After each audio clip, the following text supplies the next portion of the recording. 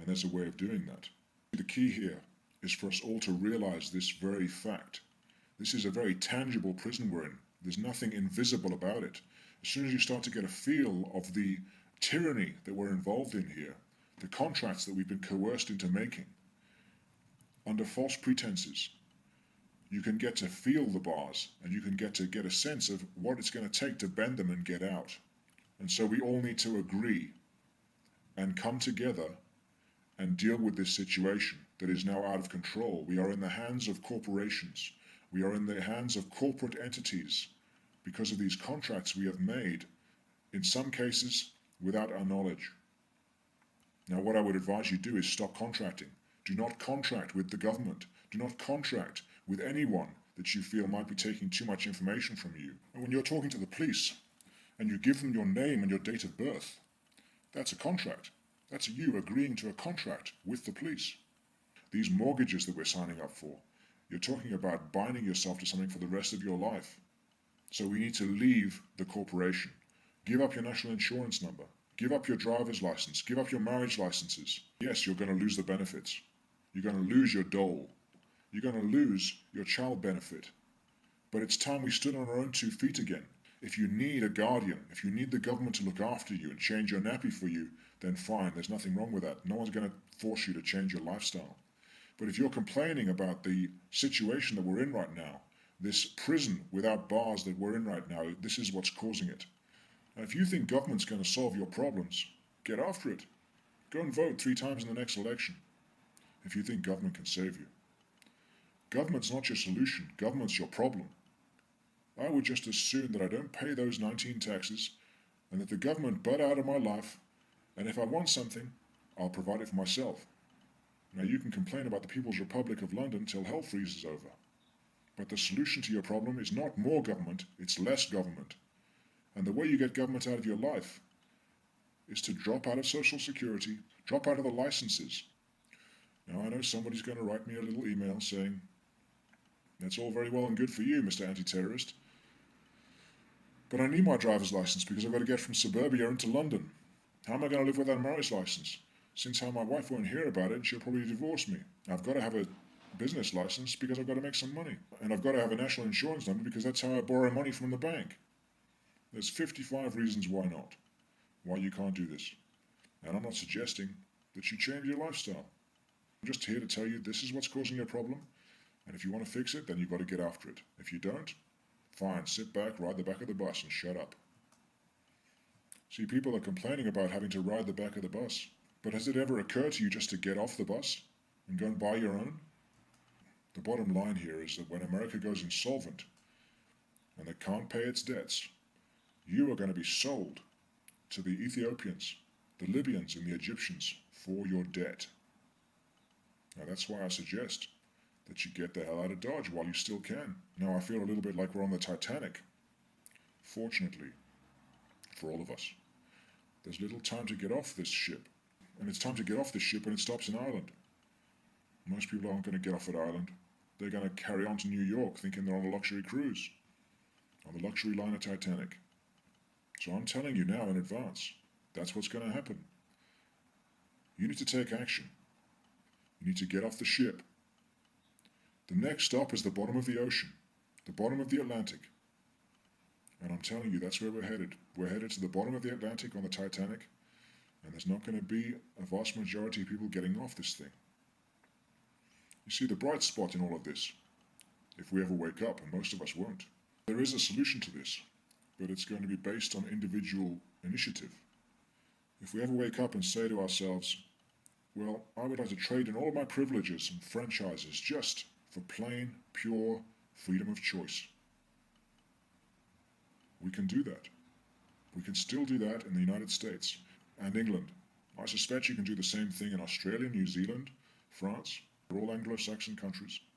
My understanding so far is that one of the ways out of this is the contract clause, because you cannot be party to any contract that you did not volunteer into or that you had no knowledge of.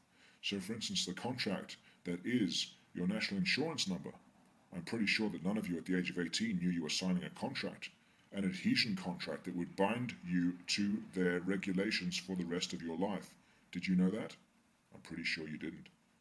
Did you know that you weren't obliged to apply for a driver's license? Did you know that you were not obliged to register your children? But you assumed that you were obliged because of the wording they used.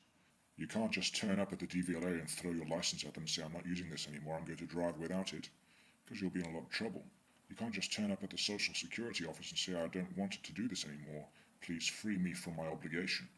You can't just turn up at the registrar's office and say, I'd like my child back, please, because they'll look at you like you're from Mars.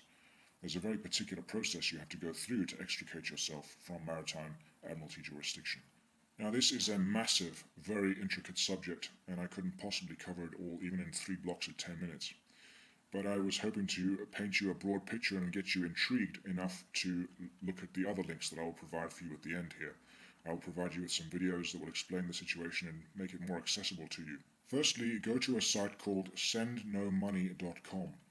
Get to the home page and scroll all the way down to the bottom and you'll find some hidden files, some hidden MP3 files. Listen to those, particularly 2. One is called Gary, This Is Kevin, and another one is called Collapsing the Trust.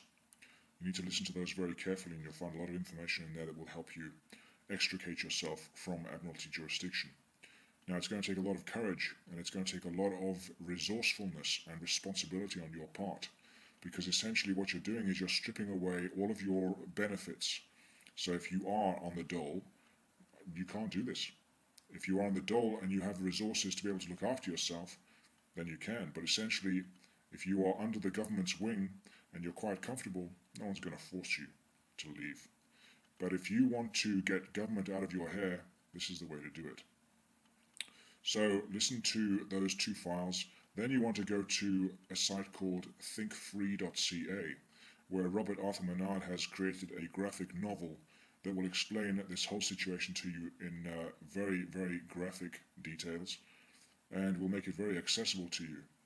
He's charging for it, but of course this is very valuable information, so there's no reason why not. And he's not charging you a great deal, but it will certainly be well worth every penny you spend. He's a very open, honest guy, and he will answer your questions as long as they're intelligent questions. Now, you need to understand what a person is. As Robert Arthur Menard and Russell Perisky and Jordan Maxwell will tell you, you are not a person, you have a person. A person is attached to you by virtue of these contracts. And it's this person that the police are acting upon. They're not acting upon you, the flesh and blood, human being, man on the land. They're operating on this legal fiction called a person. A legal fiction, in other words, it doesn't exist in reality, cannot contract with a flesh and blood human being. So what they do is they pull you into their arena, into this fictional arena of contracting, of business and commerce, by creating a person and attaching it to you. And they do that by virtue of your birth certificate. So when you're registered, a person is created, a legal fiction. And what the police do, for instance, when they're talking to you, is they try to create joinder between you and your person by asking you for your name and your date of birth. Without your name and your date of birth, they have no way of linking you to this legal fiction. Without your signature under your name in block capitals, a contract does not apply to you. And so that is why you'll see on any legal paperwork or anything that comes to you from the government or a corporation, your name is always in block capitals. That is not you. That is your person. That is something that you use. It is something that you have. It is not you. It is something that exists entirely outside of yourself. It is a legal fiction. You need to understand the words that they're using to dominate and control us. And the way you'll do that is by watching Bursting Bubbles of Government Deception, The Occult of Commerce, The Magnificent Deception, and by listening to those MP3 files that you'll find on sendnomoney.com. Now, you need to have all of your boxes in a line here. You need to make sure that you do this process perfectly.